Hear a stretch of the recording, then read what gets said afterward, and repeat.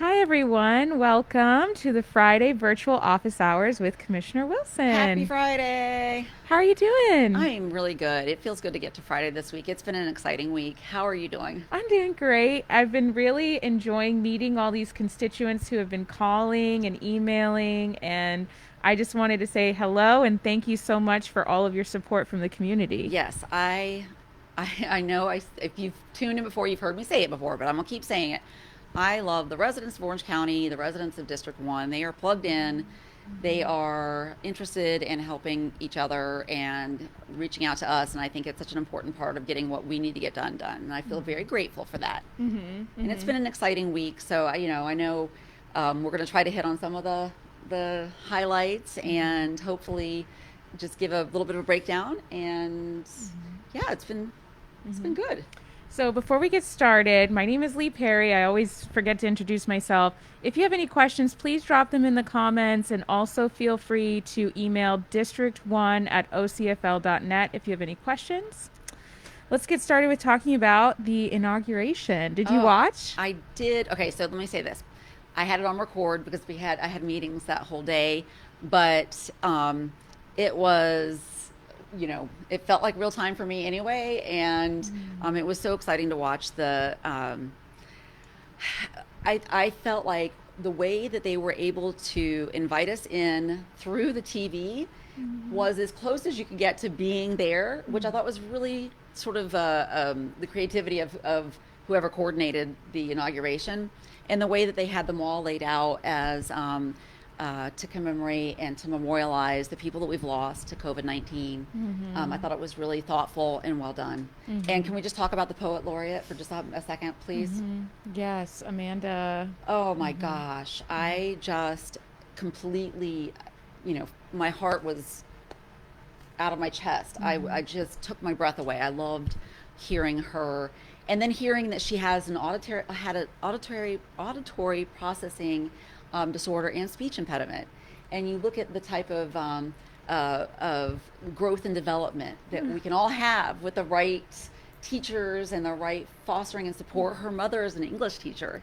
So for Oh, all my teacher friends out there, yeah. that is, and she even said that her greatest inspiration is her mother. So, Oh, and I heard Barbie is going to make a doll after oh her my to gosh. try and give, more inclusive Barbies. They made one after Maya Angelou, and now, yeah, that was on NPR Ah, this that's morning. pretty cool. And I was never a Barbie kid. I got stuck playing with, whatever my brother had dragged out, which was usually like army men or something. But my friends that were, they always looked like these, just completely unrealistic people. So that's really exciting for the little girls in our world right now. Yeah, and I'm very excited about, seeing Kamala Harris sworn in, first female vice president, kicking the glass ceiling Ah, down. yay! That was amazing. And, Joe Biden did a great speech, which I cried. Did you? Yes, yes, because the last,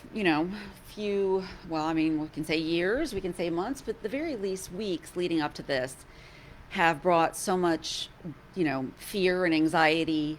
And, we've watched Americans turn out for elections in higher numbers than ever.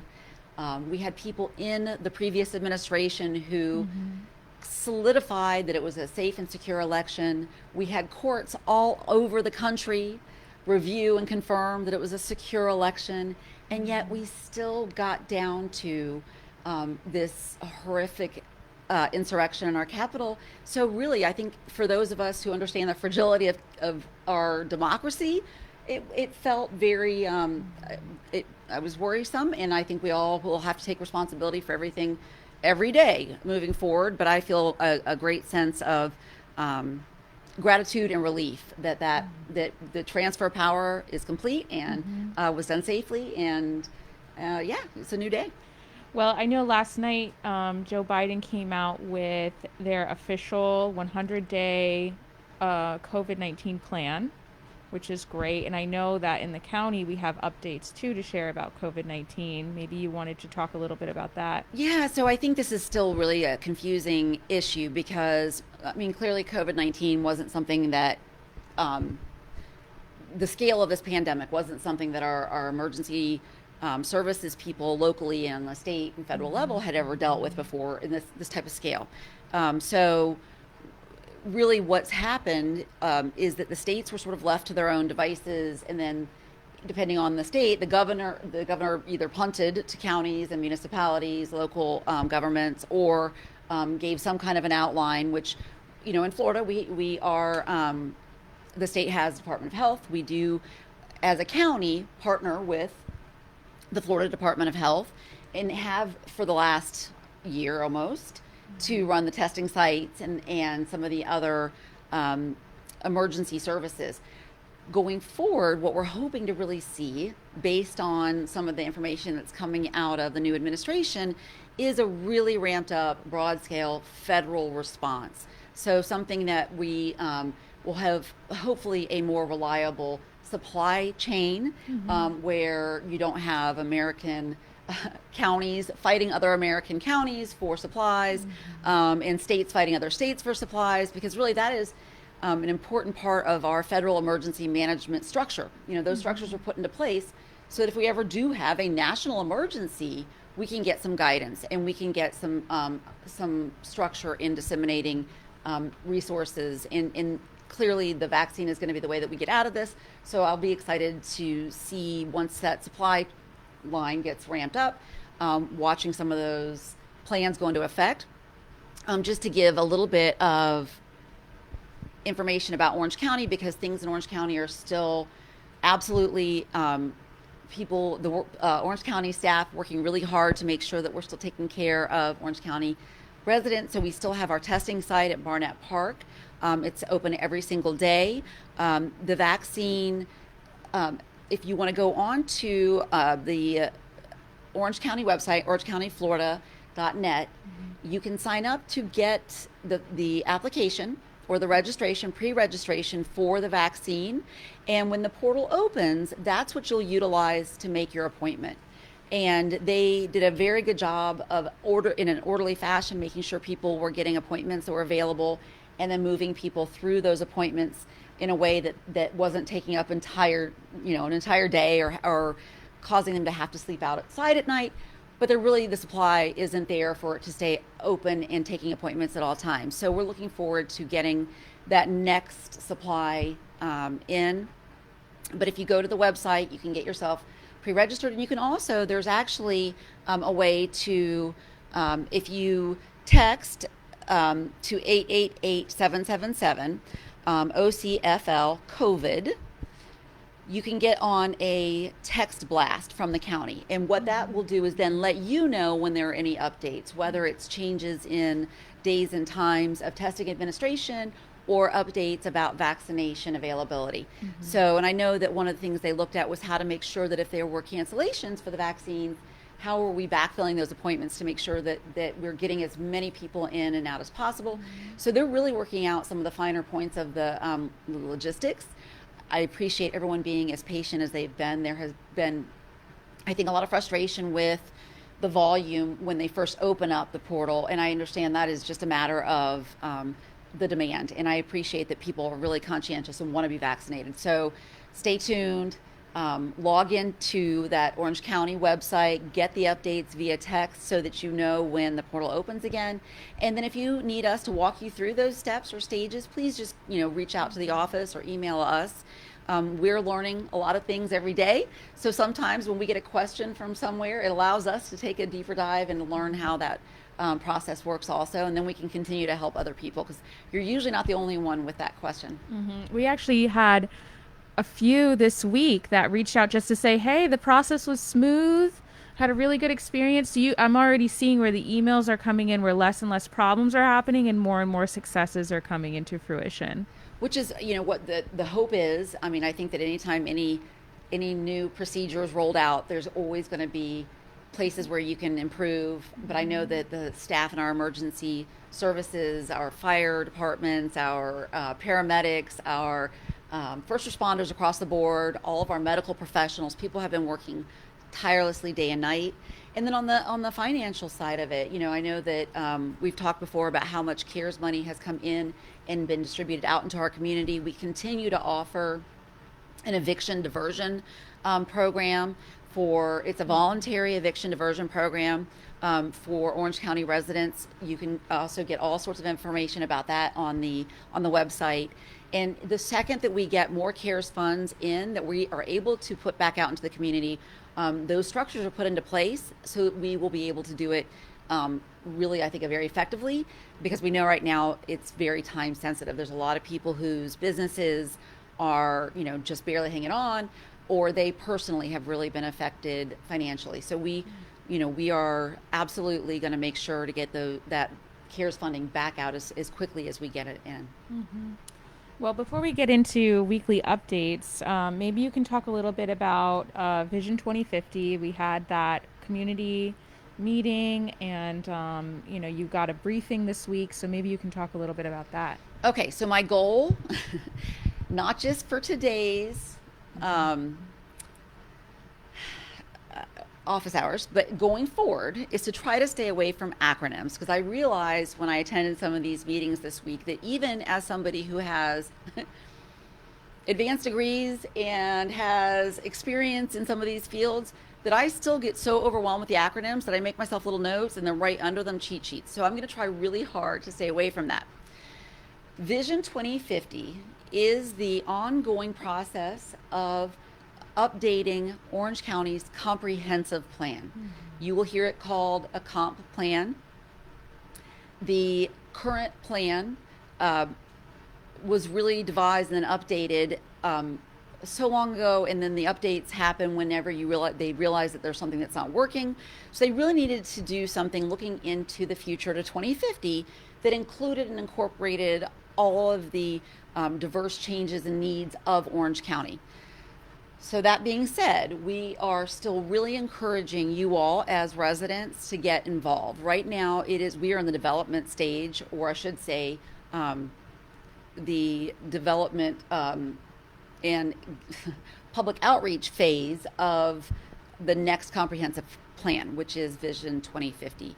And without hearing from people who have very specific and distinct needs, issues, observations, and even expertise, we aren't going to be able to incorporate everything that should be incorporated in that vision. It became very clear to us this week, meeting with staff members from other departments, that even within the many agencies and departments in Orange County, sometimes there's a lack of coordination for what our population is going to need into the future that is getting incorporated into that comprehensive planning. So all the voices that come in the coming days, weeks, months are going to be important. If getting into the actual comprehensive plan, the Vision 2050 meetings themselves, the town hall meetings that are happening in the evenings, is difficult for you, you're not alone. The one that for the Southwest market this week, and I say market, it's the section that really is mostly District 1 or large portion of District 1.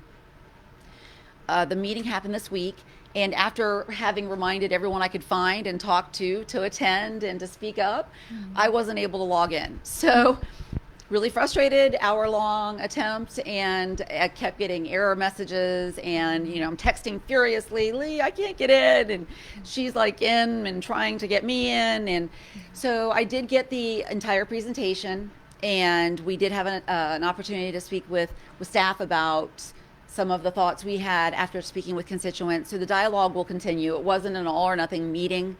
I thank you from the bottom of my heart for those of you that did attend and that did open a dialogue with our planning division, because they listened to that feedback, and will continue to be a relay for you. So that is something that, what did you think? You attended? I did, yeah. I have a lot of thoughts about it, just because, I feel like there's a lot of community resources that are needed that from a planning perspective might not be on the top of the priority list, right? Because planners have a way of looking at the community, walkability, accessibility to different, things that people in the day-to-day, from a foundational standpoint, it's going in the right direction.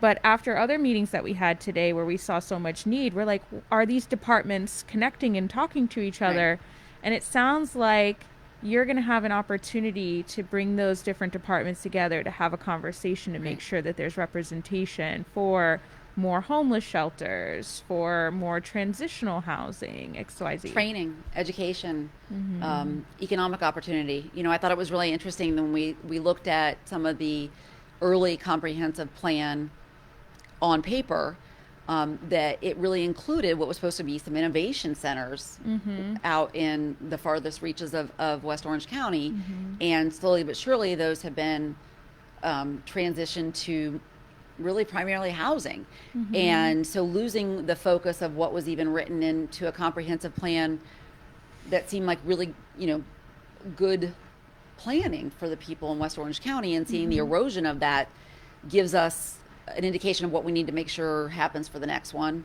And I do think that making a concerted effort to bring in every department that affects the quality of life of residents in Orange County is a role for the commissioner's office. I know that sometimes those things haven't happened, so people give you a blank look when you ask, well, did we have Mm-hmm. you This know this department. department in on this, Mm-hmm. and but I think that that's our role. And if it's a first time, then it's a first time. And Mm-hmm. but if it can help the quality of life for our citizens, and provide a secure future in whatever way we do grow, I think we have to try. Mm-hmm. So I do, it's I was really frustrated not being able to get into that meeting that night, but it did give me an opportunity to go back and dig into what was written previously and planned previously, and how to compare that with what has already sort of been teed up for the next comprehensive plan. Mm-hmm. So it's ongoing, Mm-hmm. and we'll just need to keep getting the word out. Mm-hmm. We'll probably try to do one per our office. Anybody in the county would be invited, but maybe like a virtual office hour like this, where it's online on social media, where people can add comments there could be more dialogue, and more accessibility. We're gonna try to play with it. Yeah, because I kept thinking, if I can't access this meeting through the virtual ways that we were, told to set up meetings, or that they set up this meeting for us, then I can only assume that people out there had a hard time accessing it. And I think, unfortunately, the people who probably need to hear from the most are probably the ones having the hardest time accessing it. Mm-hmm. So we are going to continue to make sure there are different ways. I think it's going to be really important that the second that we get the go ahead, that we come out there to do actual meetings in the community, in person, the safest way that we can do it. So plan on that. We'll be doing that. I know Lee's been working on coordinating with some community leaders on places and times and topics. Obviously, Vision 2050 in our planning is one of those topics, but there are other topics that we definitely want to talk to people about. So we'll try to figure out how to prioritize those, and making sure that we hit the ones that we need to hit first, so we don't lose any time. Mm-hmm. Well, we'll keep you posted on that. Let's go ahead and start talking about some of your weekly updates. You kicked off Monday, Martin Luther King Day, going to an amazing service, right? Yes, this was, if you haven't been to the Holocaust Museum, Holocaust Remembrance Center in Maitland, it is really a really important um, piece of our community, and serves an important role in educating about the Holocaust and other social justice um, topics historically and sociologically. And they have right now an exhibit that's a temporary exhibit, but it will be there for a little while. So if you have an opportunity to see it, where after George Floyd was killed in Minneapolis, a photographer started a photography dialogue where he took a picture of an individual and then asked them what their thoughts were. And it was this really clear and simple dialogue with people. And I think that images are so powerful, and they say a picture is worth a thousand words, but sometimes three words can move mountains. And so it really, to me, felt so powerful to see how a handful of words combined with a photo could bring really a community's dialogue into my life, into my world. I was able to walk around and look at those pictures and read the captions that were given to the photographer as he did this project. and really get a sense of how the community was feeling and suffering and grieving. And it was, that he stopped and talked to, there wasn't a type, it was a broad range of ages and races and creeds and boys and girls and elderly, and it was really a great sampling. And the exhibit had a place where you could actually scan in a QR code and then give your own statement. So, because I think we all carry with us um, some trauma from those events, and from what we understand is the continuing struggle for racial equality. And this gives us a chance to, even if you have, a handful of words, to put it out there for the world. Because I'm wondering if the people that did this project in Minneapolis, when he was taking the pictures over the summer, if they knew that here in Orange County, Florida, all these months later, that some county commissioner would be talking about them at her office hours. And that's the power of that type of art and that type of historical document. It was really special. So I encourage that. I know the Holocaust museum is going to be moving, and they're getting a new home. They have some permanent exhibits that'll be going with them. They'll have some continuing updated exhibits, and so I hope to make sure to get anything that I know is coming out to you all, so that we can continue to educate ourselves and our children about how those historical events are still relevant, and how, if we don't learn from the history of suffering like that at the hands of hate, that we're doomed to repeat it. Yeah, so if you have a chance and maybe you received a stimulus check and you don't really know what you want to do with it if you don't need it, last week we talked about donating it to Matthew's Hope, a nonprofit in District 1. If you want to maybe contribute to the arts, look up a local museum, Yes. maybe the one in Maitland, the Holocaust Memorial Center. Yes, they have, a variety of educational programs too. And I think we can all agree that sometimes when we see behavior out of people in our society that we don't like, we think, how did they get there? And I think sometimes that lack of getting the educational component of our history and how to connect humanity is part of it. So donating to something like that, and any of those educational type of outreach, as far as is, and especially right now where we're getting less field trips and we're getting less, really less visitors in general to any of our arts programs. Yeah, the arts really need help right now. So the first thing after that amazing day that you had, right away you got to work and you started thinking about the iDrive CRA, and you had some constituents reach out to you, and then you immediately scheduled a briefing so that you can get those constituents those answers. Maybe you can talk a little bit about what their concerns were and then what you found in your briefing. Yes. So, Community Redevelopment Act. So the acronym for CRA is a taxation device or actually it's a revenue device. Well, it doesn't really matter how I define it, but basically what it does is it allows an area that needs development or redevelopment to earmark a certain amount of funds in a tax base, a community, a county tax base for redevelopment. So a lot of times when you see the redevelopment of a classic downtown area, that I think they used it for downtown Winter Garden. I think there was a CRA, or there may still be a CRA for downtown Sanford, that it allows some of the tax money that is usually goes into a general fund to be earmarked for certain projects in a designated area, geographic area. It is permissible through state legislation. The state legislates that there needs to be blight.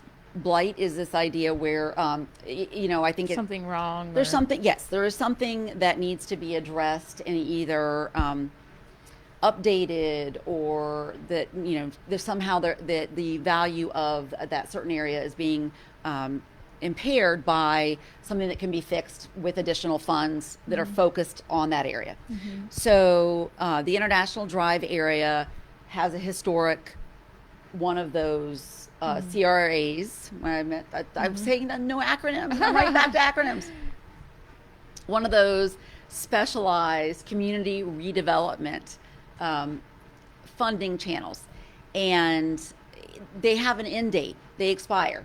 They sunset. And so what has to happen is the government locally has to decide if the funds that were being earmarked that way go back into the general fund.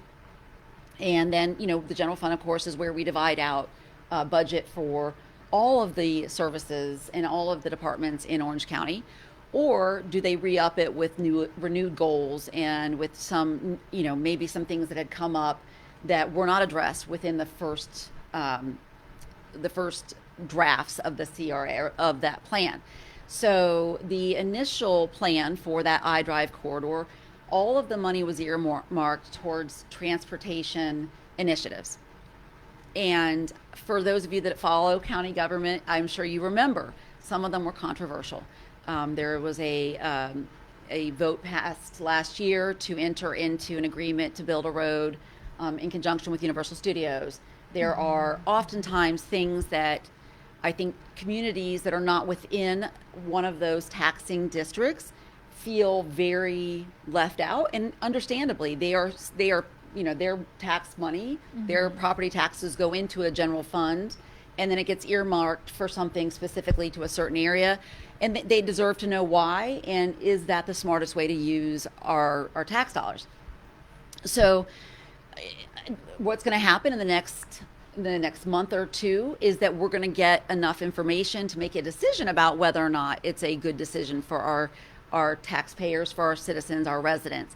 So right now we're still fact finding, we're still getting information. We were able to talk to constituents that represented workers in the hospitality industry. And no news to anybody out there that we in Orlando, much like Las Vegas, have been decimated by the pandemic and the travel, the abrupt halt in international and national travel plans and large conventions. The people that do everything for all of those events and for all the places we love to visit are really hurting right now. Many, many, many of them have been furloughed, laid off, hours cut, and many, many, many, many of them were really not making enough to have put a ton away for a nest egg or rainy day fund to start out with. So their concern was, and what they reached out to our office about, was whether or not the CRA, the upcoming CRA, would include a conversation about how this would benefit or help them as the sort of the heart and the beating heart and backbone of all of our tourist corridor and all the hospitality industry. So, because without the people that work there, we don't have the magic. We don't have that the draw. And so, how do we take care of those people? And is there a way to include them or make sure that they aren't left out of any specialized funding that's channeled into that area? Yeah, and I think too that since this doesn't have to be restricted to just transportation, it's kind of everything's on the table. So I think right now they're talking about protections for employees, because I think many of them, which we definitely want to do our research to make sure that we're fact checking this, but supposedly many people are getting like laid off, and then somebody's immediately being rehired at a lower rate, and there's not as many protections or even opportunities for their voices to be heard, it sounds like. Yeah, so, and it's interesting because I think we're going to end up looking at this from many angles, because the CRA, since it is legislatively designated to really address the blight in the community, we may not be able to address some of those work condition issues and some of the things that I think are really important that we'll maybe try to make sure that we're including in conversations in as many different angles as possible. But I do think that some of the uses that I've seen other CRAs in other areas go for is the housing component. Tangelo Park is right there in the CRA, the existing boundaries of the CRA. Williamsburg, which is part of District 1, is right on the other part of that line. Those are residential areas that I'm not sure if we've addressed their top concerns and the top issues they have. And I know that in those communities, it is things like making sure the kids can get from home to school safely if they're pedestrians, making sure that transportation options are available to them if they're leaving those neighborhoods to go to work. So I think all those things are on the table. I ask again and again about, when you look at the boundaries of the International Drive CRA right now, there's no housing in it except for Tangelo Park, and even that takes up a small portion, and really was a very small portion of the last part of the budget items that were being kind of spent in that area. So I think it's important looking forward that if we do consider earmarking for a CRA, considering all the people that their lives will be impacted by that CRA. And I think, especially in the hospitality industry, that for people that have to travel from all over the county to get there to work, focusing very narrowly on the transportation options or transportation quality in this that very small area, I'm not sure if it's the best use of our tax dollars. So that I'm continuing to fact find. We are doing our homework. We talk to staff. We've been asking some big questions to people in house and out of house, and so that's where I am right now. I want to make sure that I am hearing from as many stakeholders as I can, and that includes people who don't necessarily live in that area but work there, people that have have thought about trying to live near there but can't because because I wonder sometimes if there was part of this put towards housing, would people want to go and live near their work, or is that something that that would be better spent on transportation and making sure that we have good mobility from one part of the county to the other for people who aren't able to access their own car to get to a hospitality type job. So once we get like the survey that they're putting together and some dates on when they're going to be doing community meetings, we'll definitely post that on social media. And we have a new newsletter that I'm organizing. So if you have any questions before that, then definitely email district1@ocfl.net. Yeah, and I just want to sort of make sure I'm clear about this, because I know that there's and I understand how important the economic drivers are in our community, being the tourist corridor in all of our attractions. And so I don't want anyone to misinterpret any of this analysis as being pro or con any of those groups. I think that everybody has a voice in this, whether they are there as an hourly wage earner or all the way up the line. And I think that as people in Orange County that pay into that general fund, we should all be able to give our input. So I want to hear from anybody that really has any understanding or a stake in this, and we're going to continue to try to make sure that we get in touch specifically with our community, get those surveys that give us a better understanding of where everyone is on that type of budgeting. Yeah, I used to think surveys were a waste of time. I used to be like, no, I see them now as like a vote. Yeah. Like it's literally how you make a stance and you let your stance, because it's a paper trail. Right. And now the county or whatever body that you're submitting this survey to has that proof that people spoke out. Right. And so if you're doing your due diligence to get your community organized and to either get a petition going or write on this survey, you are putting it into public records hands and saying, we made our voices known. Now you need to do right by us. That's right. And I think especially when you're looking at something that can affect, a large number of people who work crazy hours or are not home during sort of our conventional meeting times. It's not available to them. A survey that is easy to access, that we can absolutely put into account for where people stand on an issue, is so helpful for us. So yes, please, if you have an interest and an availability to take one, do it, because it is you hear the squeaky wheel gets the oil, but sometimes you got to just be able to get a squeak out. We need to get all, as much of that input as possible. Because I do think every now and then it is the people who have the availability to access, to time and to technology that can be a squeakier wheel. So we're trying to make sure that we're hearing from everybody. All right. And then some congratulations. You were just elected the vice chair of the Water Cooperative Board. Yeah, I had my first meeting, and so this was a an appointment to the Florida Water Cooperative Board. It is a interlocal agreement between the counties and the Toho Water Management District. As many of you know, water is going to be an issue for the state and for this world, as our population grows, as we sometimes make not the best decisions on our growth. Decisions that we make are going to always involve other jurisdictions, and they're going to involve other agencies. So a cooperative board like this is a way that jurisdictions, counties, neighboring counties, can make a decision without it being bogged down in each one of those counties' bodies as a whole. So I represent the interests of Orange County on this particular cooperative board. I have no idea yet what being a vice chair means, but I know that there are some large utility projects that they are working on. There are studies that they're doing.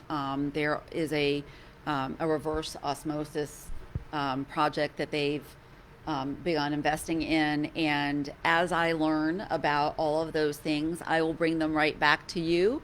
And so my hope is that it's going to give me a better understanding of some of our neighbors' operations, growth plans, and development also, because unfortunately, even if we get really good at that whole growth thing, we still rely on the state as a whole making good decisions, which means our neighbors, the counties that surround us, and especially District 1, because we are we're right at Osceola, we're right at Lake County, so we really rely on being able to have good relationships and working relationships for utilities especially. Yeah. This is why I said, you're going to be essential in tying together that Vision 2050 and all these other departments, because we can't just plan for scaling up to 2.5 million people by the year 2050 if we're not taking that time to look at where they're going to work and how are they going to travel and where they're going to get their water from. Right. I mean, it's crazy because I know you put that just in the order that probably popped in your head, but let's just start with the water, right? Because none of it really matters without that. Should be day one, right? Right. I mean, and I know that seems so obvious, but when you go to a planning meeting and they give you the projected population growth, and then you go to one of the water management district meetings and you hear about the actual availability of potable water, there's a huge discrepancy. And so, it's going to take really good coordination to make sure, and some big changes, which will bring us to the conversation we had about the fertilizer ordinance and some of the other things that we will need to look at in order to make sure we're keeping everybody of water safe. Well, we can actually just go straight to that, because we had a really awesome meeting today with Eric Rawlings and Lisa Ray from the Foundation of Florida Environmental Protection. And they talked about wanting to work with us to do cleanups in the community, which stay posted for that. And also, I guess, modeling Seminole County's fertilizer ordinance. Yeah, so there's Eric and Lisa and they did a great job sort of getting this trend of and I'm going to mess up the hashtag. Help me with the hashtag. I can't remember. Sorry, Lisa. Dang it. We'll remember next week. It's going to come to me probably after I move off of this topic, which is how my brain works. I'm so sorry. But basically, on our own, checking in with the wider world that has the same idea of taking, a bag of garbage out of our environment at a time. So 1 hour, I think it's 1 hour, one bag. Yeah. Like cleanup program. And so, I've gone, through the hashtag, and you see people all over our area checking in after a day, having just gone out with their dog for a walk, and they they take a picture of their bag with the garbage that they picked up, and making sure that they've kind of claimed responsibility for a certain area that they either love or it's near them.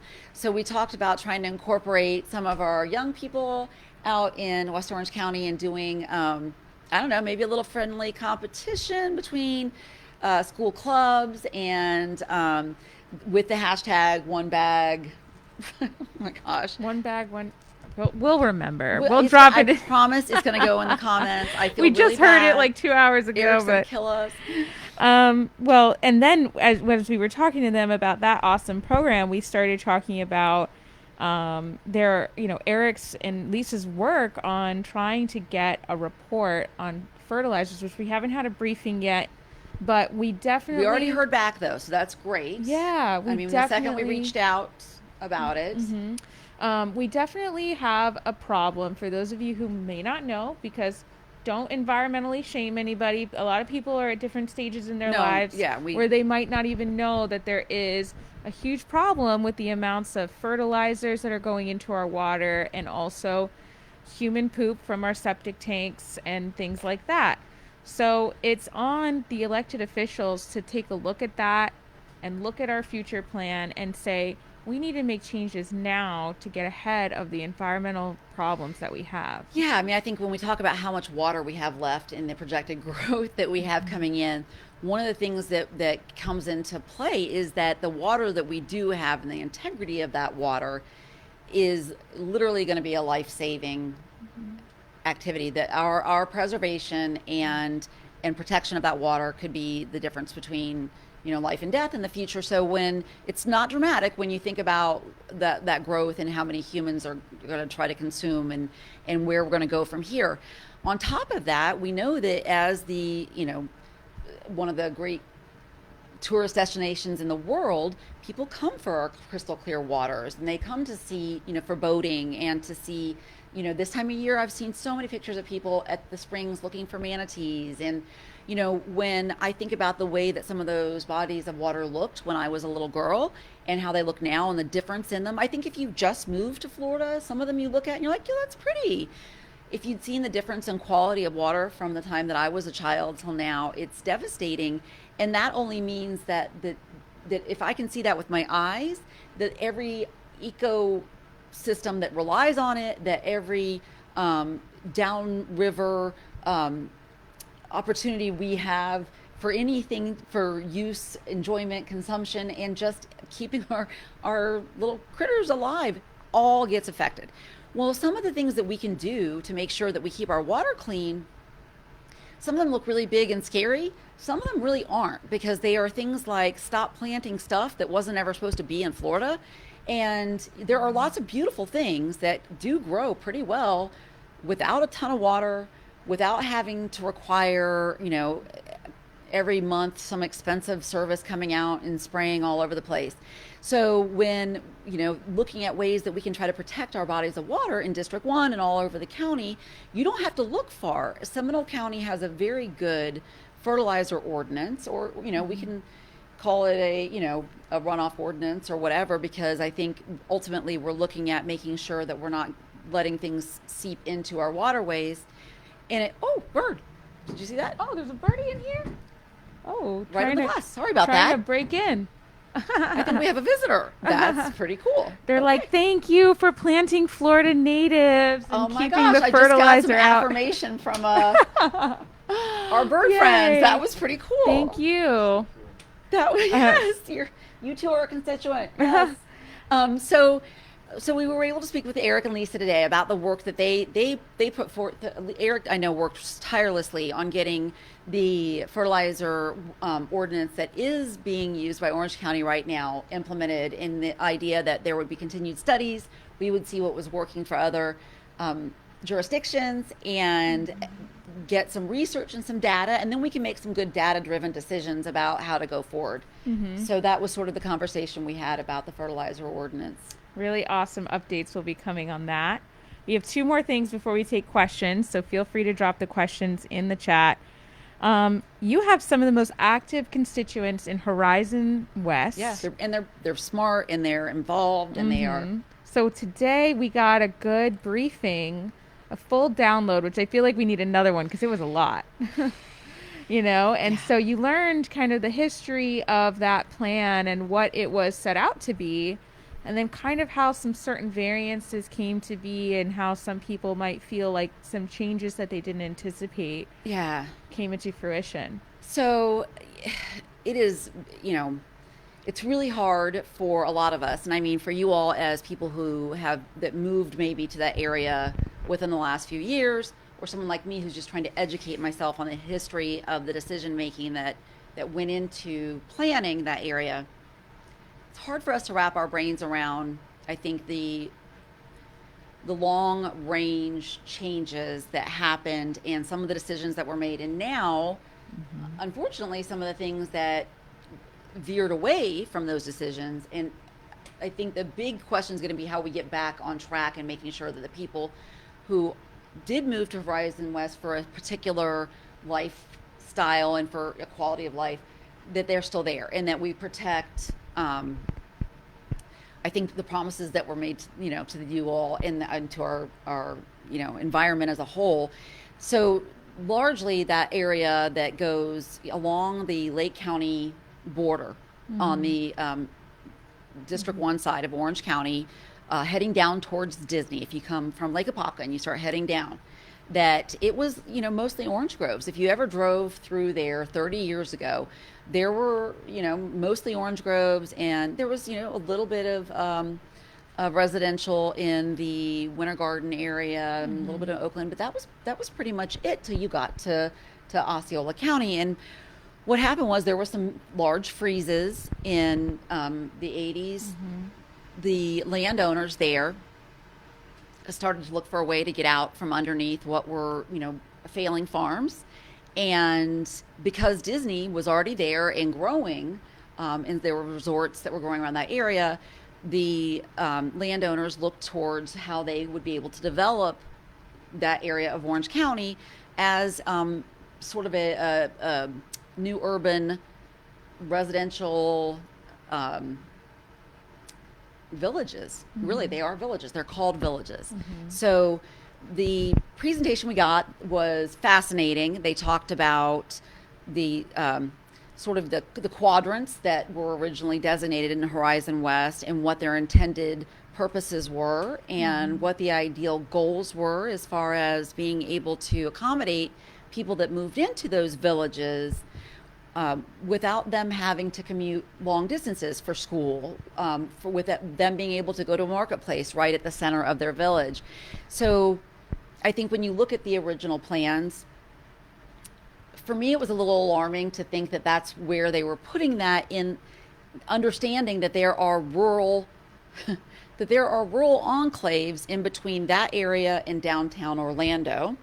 So unless they really truly are working, schooling, and shopping in those villages, Mm-hmm. they do cross other either municipalities, Windermere, Winter Garden, Mm-hmm. or rural enclaves, which is Avalon Rural Enclave and Gotha, and once again I parts of never Windermere. thought of it like that. They took like another Orlando Yes, and then they sandwiched in all that nice rural, yes, spread out land. And then they basically kind of put them in a situation where all of that middle ground is going to be yes. impacted. Well, so if you look at where our urban service area ends, it's right before the Butler chain of lakes in Windermere. So really, that Dr. Phillips, Popka Vineland, the Bay Hill area, that's, if you follow that all the way down, that was where really anything past there all the way out to the end of Orange County at some point was considered out of our urban service area. Um, Not all of it was designated rural because that was an overlay, and sometimes they were designated historic enclaves. But to the point about how complex the comprehensive planning was and why I think it probably needs to be a little more clear moving into the future, Horizon West has its own comprehensive plan. It has its own set of codes. And this was years and years before I ever contemplated sitting in this office and trying to help people in my community resolve their frustrations with these issues. The at the time leaders of our county in planning and in this area, along with the property owners, believed that this was going to be a good plan for transitioning farmland into something profitable and usable at its it's what they consider the best use for the property. We can argue that, till the cows come home. I think someone I think someone like me is going to say that, that urban service area that was designated in our original comprehensive plan should have actually been enforced as an urban service area. But it's neither here nor there, because now what we have is a group of residents who've been promised a certain amount of amenities and planning that veered off course in some ways because of either topography or because of property owner requests, property owner negotiations is what we were told. What else? How It just seems like, over time there were just shifts that weren't originally sold to the homeowners that had been promised those things, and variances took place and votes were made. And so, but now it's like, how can we stop additional things like that from happening? Yes. And I will say I try to really approach everybody in Orange County staff with the greatest of respect, because I know that this is not, these are complex issues, and that they are oftentimes inherited projects and plans from a previous generation of planners, because some of these things happen over many, many, many years. Mm-hmm. But when we were presented this morning with what was supposed to have been the comprehensive plan for these villages, and how they were supposed to have been centered around jobs, and then schooling and walkability, and then the density highest in the center and then lower as it goes out, I literally blurted out, "So what happened?" To which there were, she's laughing now. At the time, there wasn't a lot of laughter on the line, and I realized it was probably out of turn, because it wasn't exactly a respectful way for me to respond, but it just felt like, what happened? Mm-hmm. What happened? And I think, the decisions that are made for changes in the comprehensive plan, amendments to the comprehensive plan, have to be thought of not just as one at a time, but they have to be thought of as a global decision. Because if you look at them as every case is one case, unfortunately, you're not seeing the erosion of what was supposed to have been a larger plan for this village. Mm-hmm. So that's what we're seeing going forward. We have to look at every one of those requested amendments, and I need input from the community. Of course, if you get any of the notices about meetings that are coming up, either in planning and zoning or in zoning adjustment, and there's always public comment for any of those. So, I am so impressed with, I know Cynthia's on here with her knowledge and her ability to really be a huge resource for me in that area. But we're going to need continued dialogue going forward, and making sure that the promises that were made are kept, and that the decisions that are made fall into line with the goals of the people that live there, who have invested. I mean, it's the largest investment of your lifetime, is to buy a home. Yeah. And we'll be planning some meet and greets, some town halls. We can probably get a briefing for all the residents, get some questions together. The last thing before we take questions, speed round. Right before we had this meeting, we did a homelessness and mental health briefing with our citizen resource team. So I thought that was it was a good overview. Yes. And I, once again, trying to get pieces of the history and trying to get some of that institutional knowledge, because the people that work in mental health, in a lot of times in social services in any jurisdiction, but especially someplace like this, really have such a great wealth of knowledge, because a lot of times they either came from the nonprofit world where they worked with a population of people, or they came from other municipalities, or they came from a clinical background. And so today we were able to put some of those pieces together and hear about some of the goals and some of the projects that really, I think, give our residents an alternative when there's a mental health issue that could end up in the criminal justice system and shouldn't be. How we divert that and make sure that that's not happening, how we make sure that our young people are getting trauma-informed care, and how does that all tie into homelessness? Well, within a homeless population, there's always inherently substance abuse or dependence. There's mental health issues that have been unresolved, and always trauma, so whether that trauma is because of the substance abuse issues that have been ongoing in a family or torn a family apart, or because of the person, the individual themselves and their struggles.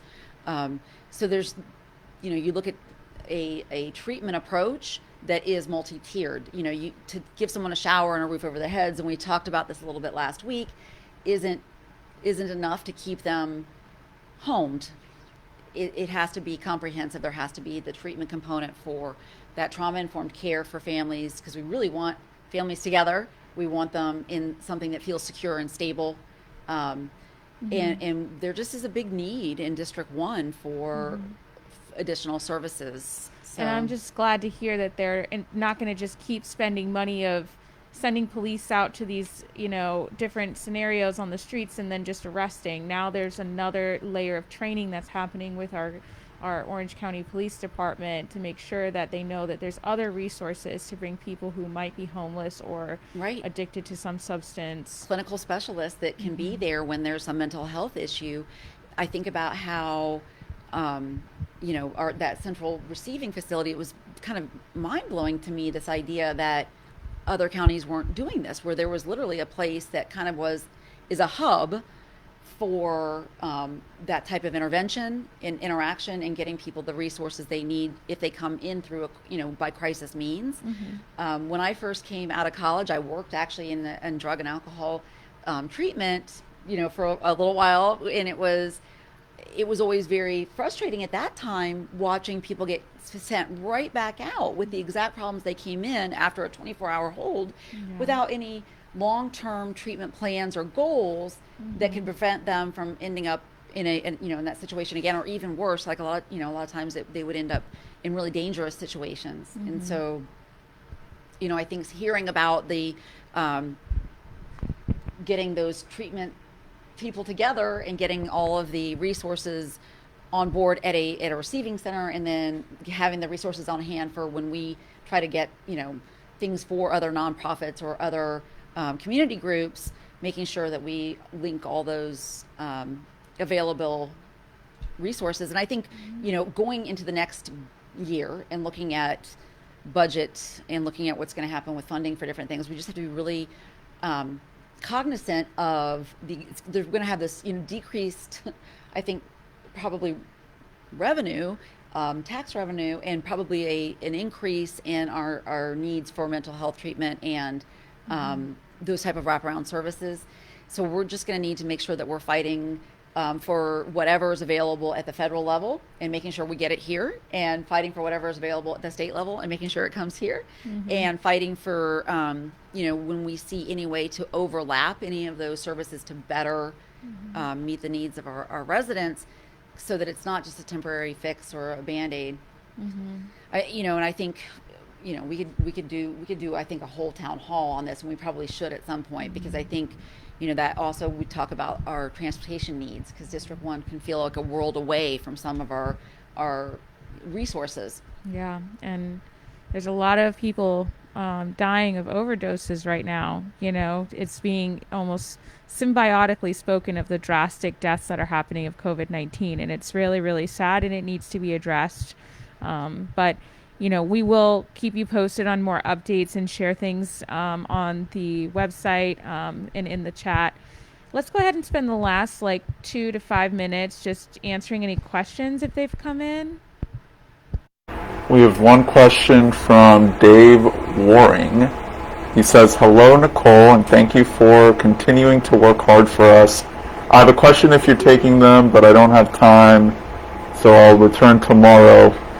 There are a bunch of people asking about a post office in the Horizon West area. Can Yes. you describe how this works, and if the census will help us now that we know there are a ton of people that live out here?" All right, Dave, thank you for tuning in. I'm sorry you had to get going and that I didn't get. We will make sure to Mm-hmm. connect back Mm-hmm. about this. And yes, the obviously the census this go around was a longer process than usual because of the pandemic. But yes, that is part of Postal Service is a federal agency, but I'll try to help make sure that I am doing everything I can locally to advocate, connect, and continue to pester people should I need to. And then the I think when you look at the population growth out of Horizon West, I think ideally there will be something in the next phasing of that. I promise that we will maybe we can talk about it again next Friday and make sure that I do a Yeah. little digging on what the threshold is for getting that.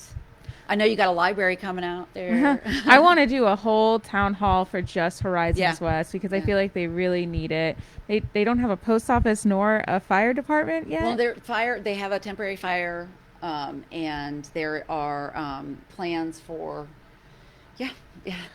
There are yes, yes, She's working. yes. She's working for you. Any other questions? No? No other questions? Well, do you have anything that you want to sign off to anybody out there who's watching? I want to thank you all for bearing with us and staying in touch with us and communicating with us and allowing us to serve you. It is such a great honor, and I know that it feels probably a little bit still a little bit like, wait, what's happening? What's getting done? And we are working really, really hard to make sure that we fulfill our promises to the community, and that we're hearing you, and that we're pulling back the veil on anything that you find mysterious. I have an upcoming board meeting on Tuesday, so any agenda items that are on there that I believe are of interest, we will float out into the social media world between now and then. So you can even kind of pipe in on any of that.